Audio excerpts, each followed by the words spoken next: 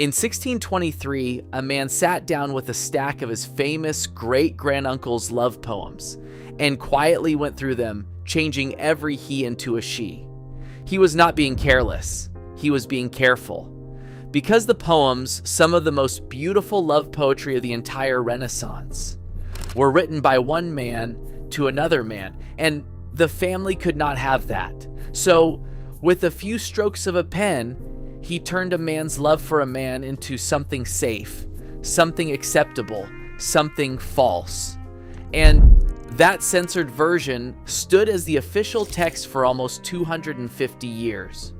The artist who wrote those poems is number one on today's list, but he is not alone. The history of art, the paintings and sculptures we line up to see in the greatest museums on earth, is full of men who loved men and then had that love painted over, explained away, or scrubbed out entirely. Welcome to the Closet Chronicles, where we drag the story's history tried to bury back into the daylight. Today, 12 painters and sculptors who loved men. And as always, I will be honest about the evidence. Where it is solid, I will say so. Where scholars are still arguing, I will say that too. We are counting up to the most famous of them all. Let us begin. Number 12. Caravaggio. I am opening with a genuine question mark, on purpose, because honesty is the whole point of this channel. Caravaggio was the violent, revolutionary Baroque genius who changed European painting forever with his shadows and his raw, shocking realism. And his sexuality is truly debated. What people point to is the art itself. Especially early in his career, Caravaggio painted young men, sensual, parted-lipped, heavy-lidded boys with fruit and flowers that many viewers find, frankly, deliberately erotic. He lived a wild, brawling, lawless life in the Roman underworld, and some scholars read a clear attraction to men in both his work and his world. But here's the honest part. We have no diary, no love letters, no confession. We cannot prove it. What we can say is that one of the most influential painters who ever lived filled his canvases with a longing gaze at the male body, and people have been debating what that means for 4 centuries. Number 11. Leonardo da Vinci.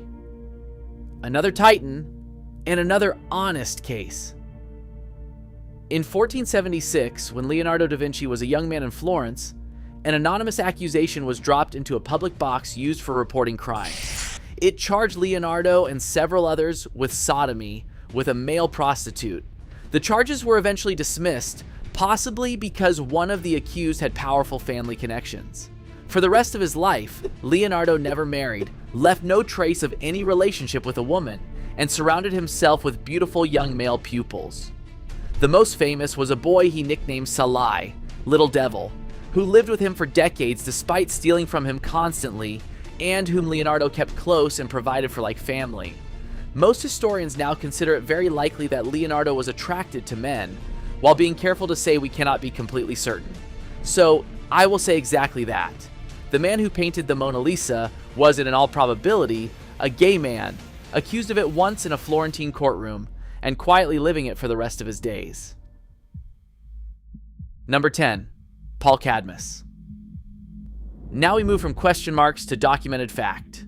In 1934, a young American painter named Paul Cadmus created a lively, crowded picture called The Fleet's Inn, showing sailors on shore leave carousing with women and, tucked into the scene, a couple of men exchanging a very knowing glance. The United States Navy was not amused. An admiral had the painting yanked out of a Washington exhibition before it could open, and in one stroke, that act of censorship made Paul Cadmus famous. Cadmus was a gay man, and he spent a long career. He lived to be 100 years old, painting the male body and the male world with obvious love and a satirical edge. The establishment tried to hide one of his paintings because of what it quietly showed. Instead, they turned a spotlight on exactly the thing they wanted to bury. That is a pattern you will see again and again on this list. Number 9. Jean Cocteau. Jean Cocteau was a one-man explosion of French art in the 20th century, A poet, a painter, a filmmaker, a designer, a man who seemed to touch every art form and leave it changed. And he was, by the standards of his time, remarkably open about loving men. Cocteau had a series of significant relationships with men, including the young writer Raymond Radiguet, whose early death devastated him, and later the actor Jean Marais, who became the great love of his life and the star of his most beautiful films. Cocteau did not hide these relationships in the way most of his era did. He wove his desire openly into his drawings and his films, which are full of beautiful young men and barely coded longing. He moved through the most glamorous circles in Europe as a man who loved men, and he made art that quietly insisted that was nothing to be ashamed of. Number 8. Duncan Grant. Duncan Grant was a central figure of the Bloomsbury Group, that famous circle of British writers and artists who tried to live and love by their own rules in the early 20th century. And Grant, a gifted painter, was openly gay within that circle at a time when British law still made that a crime. Grant had relationships with several men, including the economist John Maynard Keynes and the writer David Garnett. He later shared a long, complicated domestic life with the painter Vanessa Bell, Virginia Woolf's sister, a deep partnership that produced a daughter, even as Grant's romantic and sexual life remained with men. Decades after his death, a huge cache of his explicitly homoerotic artwork, which he had quietly entrusted to a friend, resurfaced and was finally exhibited. He had made it for himself and for the men he loved, never expecting the wider world to see it. The world finally caught up. Number 7. Tom of Finland. Some artists on this list hid their desire. This one built his entire career out of it and changed gay culture in the process. Tuukko Laaksonen, a Finnish commercial artist, began drawing under the name Tom of Finland, and his bold, confident, hyper-masculine images of men became some of the most recognizable gay art in the world. This mattered for a real reason. In an era when gay men were told constantly that they were sick, weak, or shameful, Tom of Finland drew them as proud, powerful, joyful, and completely unashamed. His work helped a whole generation of men feel less alone and less afraid. Finland eventually put his art on official national postage stamps, an astonishing turnaround for images that earlier authorities would have seized and burned. He did not just refuse the closet. He drew his way out of it and held the door open for millions of others. Number 6. Robert Rauschenberg and Jasper Johns. In the 1950s, two young artists in New York were quietly reinventing American art, and quietly in love with each other. Robert Rauschenberg and Jasper Johns were partners, both romantically and creatively, during the exact years they were producing the work that would make them legends and help launch pop art, and they had to be careful. This was the height of the 1950s, when being exposed as gay could end a career instantly, and the macho art world of the time was not kind.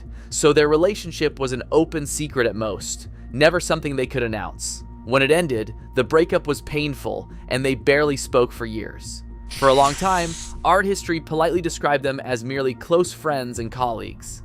They were far more than that.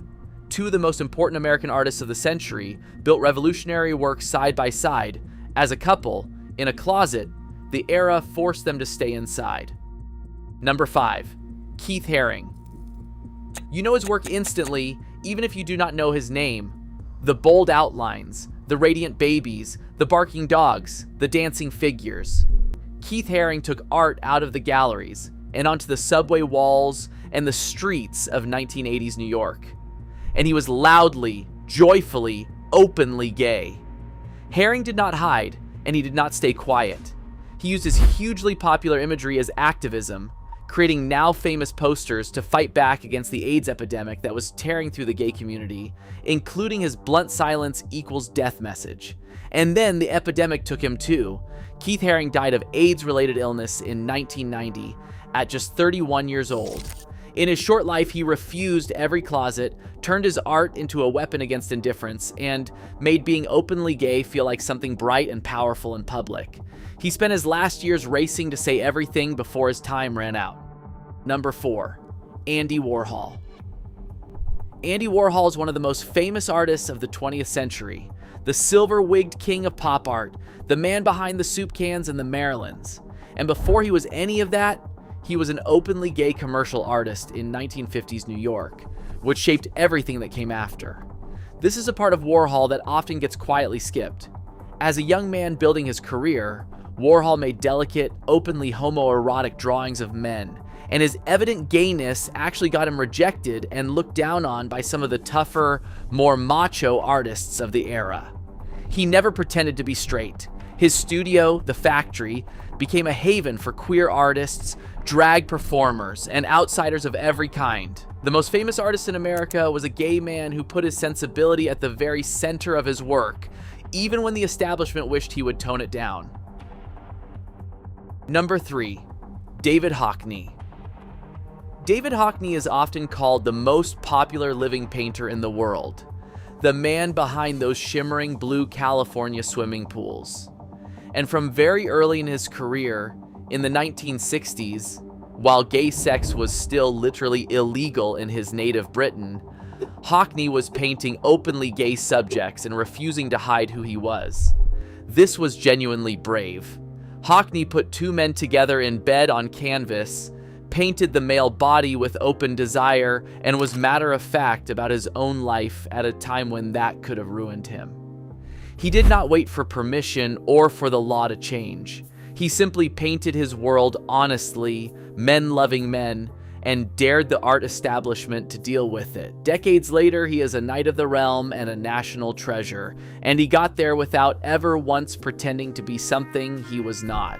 He is living proof that you did not have to hide to become one of the greats. Number 2. Francis Bacon. Francis Bacon was one of the most powerful and disturbing painters of the 20th century. The man who painted screaming popes and twisted, anguished human figures that seemed to claw their way off the canvas. And the raw emotional violence in that work was bound up, directly, with his life as a gay man. Bacon was openly homosexual in Britain during the years when it was still a crime, and he made no apology for it. The central relationship of his life was a turbulent, destructive love affair with a man named George Dyer. When Dyer died, on the eve of Bacon's greatest triumph, a major exhibition in Paris, the grief poured into some of the most harrowing paintings Bacon ever made, a series of dark meditations on loss and the man he had loved. Bacon turned his love, his desire, and his devastation into some of the defining images of modern art. He never once hid the source. And that brings us back to where we began. Number 1. Michelangelo. He carved the David. He painted the ceiling of the Sistine Chapel. He is, for many people, the single greatest artist who ever lived, the towering genius of the Renaissance. And he wrote love poetry, more than 60 poems, addressed to other men. The greatest of these were written to a young Roman nobleman named Tommaso de Cavalieri, whom Michelangelo met when the artist was already in his late 50s. The poems are tender, worshipful, and unmistakable. In one, he longs to be the very clothing that touches the young man's body. And Cavalieri wrote back to him, in writing that still survives, that he had never loved any man more. Whether their love was ever physical is something scholars still debate, and I will not pretend to know. But the love itself, one man for another, is right there on the page in Michelangelo's own hand. And you already know what happened to it. His own grandnephew, preparing the poems for publication in 1623, changed all the male pronouns to female to hide the truth. For nearly 250 years, the world read a censored Michelangelo, his love disguised as something it was not. It was not until 1893 that a scholar finally went back to the originals and restored what the poet had actually written. They painted over the truth for 2.5 centuries. But the original was always there underneath, waiting. That is why this channel exists. Not to invent anything, not to wave a flag, but to refuse the erasure. To go back to the original in the artist's own hand and read what was actually written. 12 artists, 2 honest question marks, 10 of them documented, all of them real, and so many of them handed down to us with their love painted over, locked away, or scrubbed from the record. We are putting it back. If one of these surprised you, tell me which one in the comments because I read them. And if you want more of the history they tried to keep in the closet, you know what to do. I will see you in the next one.